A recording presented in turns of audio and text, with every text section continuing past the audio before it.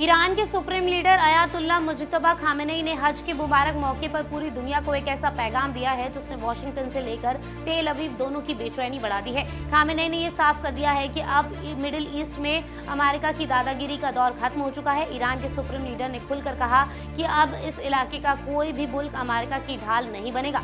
और इतना ही नहीं, खामेनेई ने इजराइल को कैंसर जैसा ट्यूमर बताते हुए दावा करार दे दिया है कि उसका खात्मा करीब है। ईरान के supreme leader Ayatollah Mojtaba Khamenei ने हज के मुकद्दस मौके पर ऐसा बयान दिया है जिसने पूरी दुनिया में सियासी भूचाल ला दिया है। अपने खास पैगाम में खामेनेई ने साफ कहा कि मिडिल ईस्ट अब बदल चुका है और इस पूरे इलाके में अमेरिका की पकड़ तेजी से कमजोर हो रही है। खामेनेई ने कहा कि मुस्लिम उम्मा और इस खित्ते के मुल्क अब एक ऐसे तारीखी दौर में दाखिल हो चुके हैं जहाँ नया इलाकाई और आलमी निजाम तैयार हो रहा है। उन्होंने दावा किया कि आने वाला दौर अमेरिका की मनमानी का नहीं बल्कि मुस्लिम उम्मा और नई इस्लामी तहजीब का होगा। ईरानी सुप्रीम लीडर ने बेहद सख्त लहजे में कहा कि वक्त का पहिया पीछे नहीं घूमेगा। उन्होंने साफ कहा कि अब इस इलाके का कोई भी देश अमेरिकी फौजी ठिकानों के लिए ढाल का काम नहीं करेगा। यानी तेहरान अब उन अरब मुल्कों को भी सीधा पैगाम दे रहा है जो बरसों से अमेरिकी फौजों को अपने यहाँ जगह देते आए हैं। खामेनेई ने अमेरिका को चेतावनी देते हुए कहा कि अब मिडिल ईस्ट अमेरिका के लिए महफूज पनाहगाह नहीं रहा। उन्होंने दावा किया कि अमेरिका दिन ब दिन अपनी पुरानी ताकत और हैसियत खोता जा रहा है